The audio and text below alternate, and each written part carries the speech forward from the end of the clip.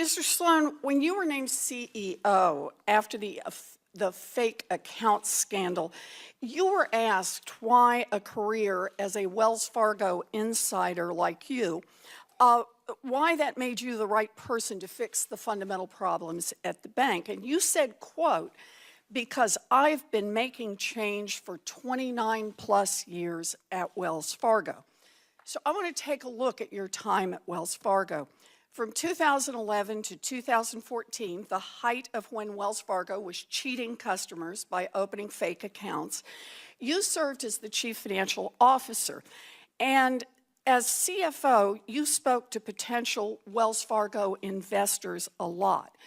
On those calls, you aggressively promoted Wells Fargo's ability to open up new accounts, didn't you? No, I didn't. No, you didn't? No. Well, here are the transcripts from all of the investor earnings calls that you participated in from 2011 to 2014. I've read through them. And on these calls, no one, not even John Stumpf, who was the CEO at the time, bragged more about Wells Fargo's ability and commitment to open new accounts for existing customers. In the April 2011 call, for example, I think I've marked that one, you said, "I can't wait to get a credit card in every one of our credit-worthy customers' wallets." Nothing about whether your customers wanted or needed a Wells Fargo credit card. All that mattered was opening new accounts.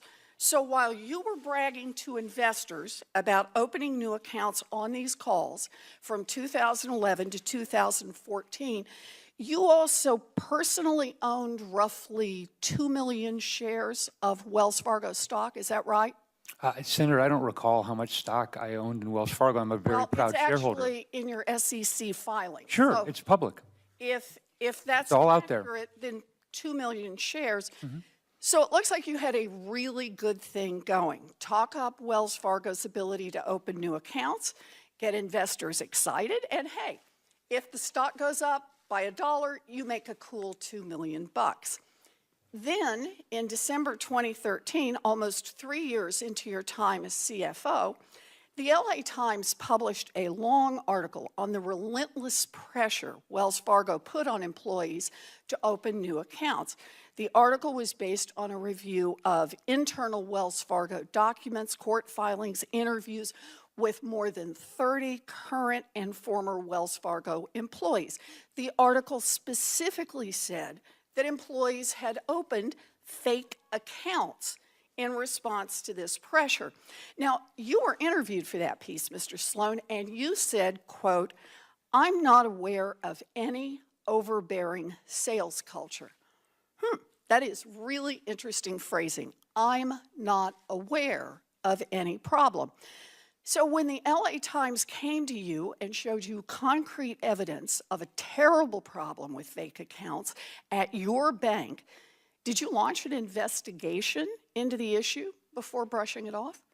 Senator, first, as it relates to my comments in 2011, I'm proud of the credit card products that we have at Wells Fargo. That's not the question I'm asking. I just asked, you brushed it off, you said, "I'm not aware of any problem."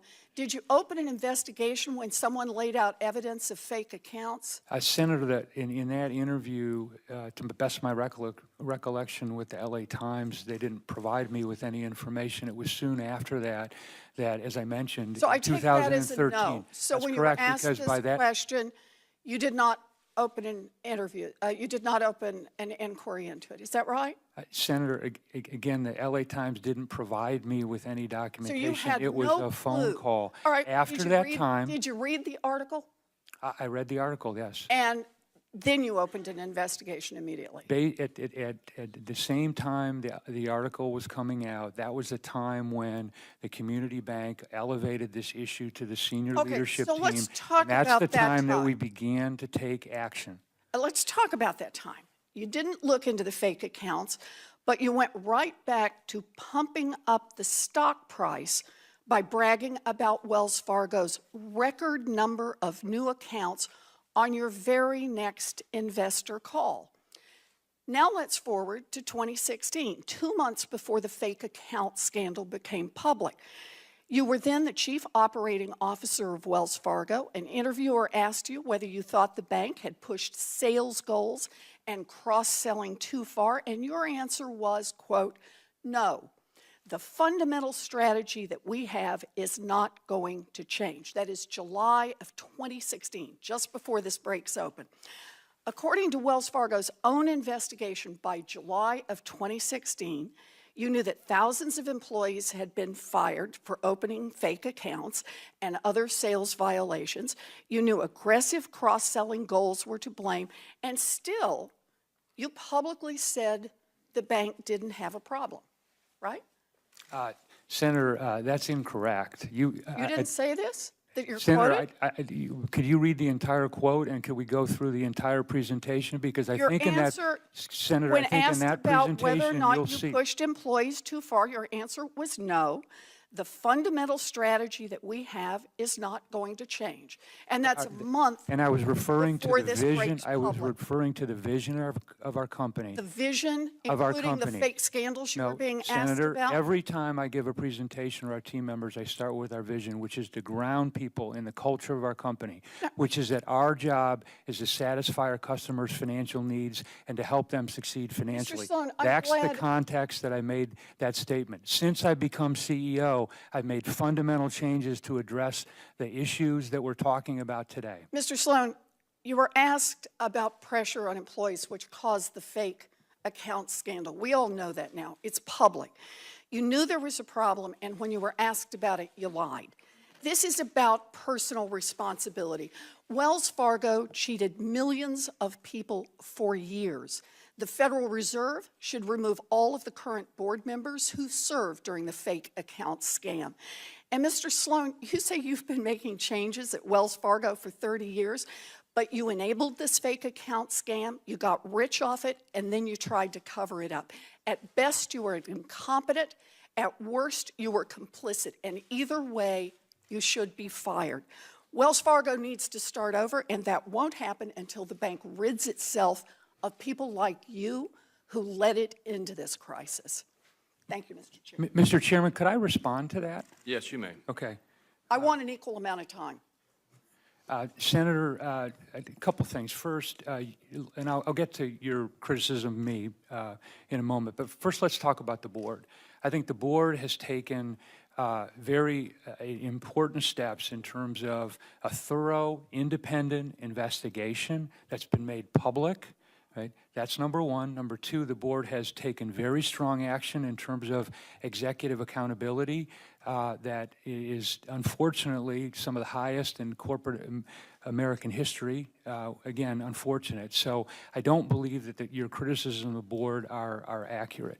As it relates to me, again, I think the reason that I'm the right person to run this company today, notwithstanding your criticism, is because I have been making change at this company for 30 years. I have made mistakes. I certainly haven't been perfect. But I think having that knowledge of the company, having the ability to make the change, the actions that I've taken since I become CEO 11 months ago have made fundamental change at this company. So I'm not afraid to make hard decisions when it's needed. And I have the support of 270,000 people. That's why I think I'm the right person. Can I just make a short comment on this? Very I know we're over, but you really want to say, are you kidding? You know, look, you've been there for 30 years, and every one of my colleagues on both the Republican side and the Democratic side who's spoken so far have talked about a broken culture at Wells Fargo, have talked about the fact that the problem starts with leadership. The people who were there and leading Wells Fargo during the time of a years-long scam and multiple scams, as our chairman pointed out, those people should not be left in charge of this business.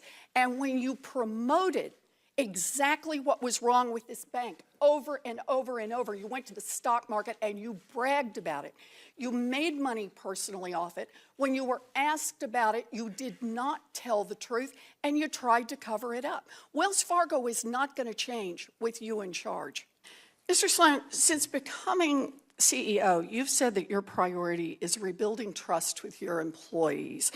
At a company-wide meeting this past March, you told your employees, and I want to quote you, Wells Fargo's mission has never been just about improving our bottom line. And then you went on to assure them that Wells Fargo's employees were the most important and valuable resource. Is that right? Yes, I say that Good. often, Senator. So 2 months after making those comments to your employees, you held an investor day where you and your team made your pitch to Wall Street investors, and you rolled out a new financial plan.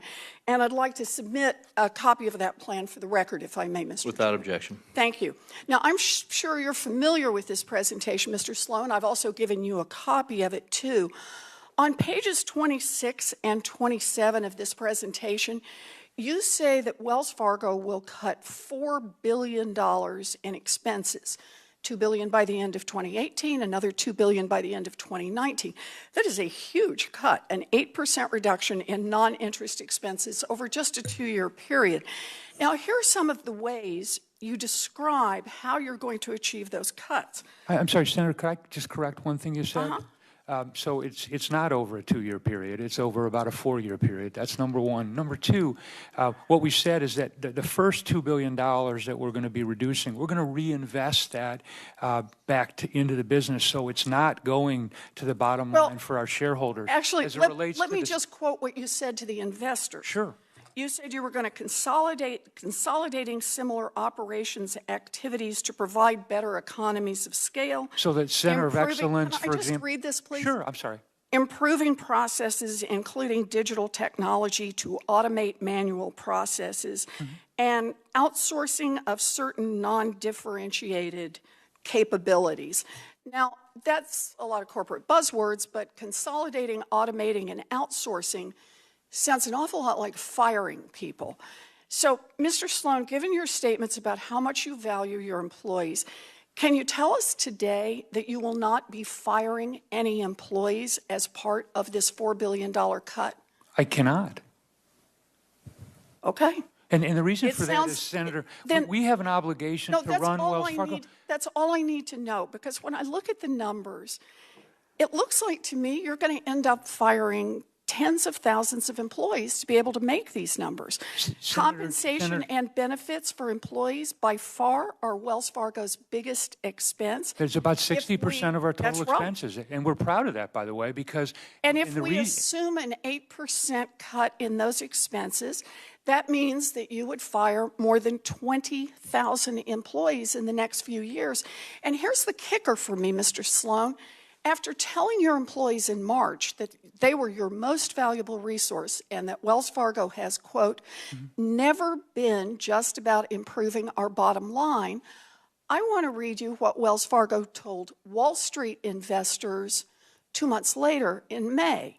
Quote, we expect an additional $2 billion in annual expense reductions by the end of 2019.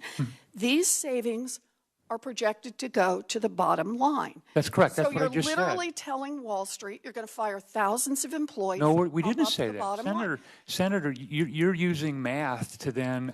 yeah, I do use math. Yeah, but you're using math inappropriately, Senator. That's not... Inappropriately? By adding numbers? No, you multiplied two different numbers and you applied it to people. No, Senator, you applied it to people. I asked you, can you say you're not going to make these cuts by firing people? And you were very direct. You said, no, you can't make that promise. I have a responsibility to the 270,000 team members to make sure that the company is in existence and successful year after year after year. I've got one more thing I'd like to read from you. And that is, it's clear that you're going to knock out a lot of employees here, and it gets worse. At the same time you're planning to fire employees, you're promising to spend $11.5 billion in the next year buying back Wells Fargo stock. You've made this public announcement. You have that much extra money. So look, if you stick to your current plan, it's clear that Wells Fargo employees making $30,000 or $40,000 a year are going to get screwed, just like they got screwed in the fake accounts scandal before. It was executives who demanded new accounts be produced at all costs, but it was 5,300 frontline employees who paid for that with their jobs. And now that the fake account scandal has tanked Wells Fargo's reputation, your way of pumping up the bottom line and keeping Wall Street investors happy is to slash costs by firing low-level employees. You know, what happens in these cases, Mr. Chairman, is in these corporate scandals, it's almost always the frontline workers who pay the price, not the executives. And the only way we're ever going to stop these scandals is to hold executives personally accountable, to fire the people who are responsible, and when they break the law, to march some of them out in handcuffs. And until we do that, these scandals are going to continue, and working people are going to continue to take the brunt of it. Thank you, Mr. Chairman.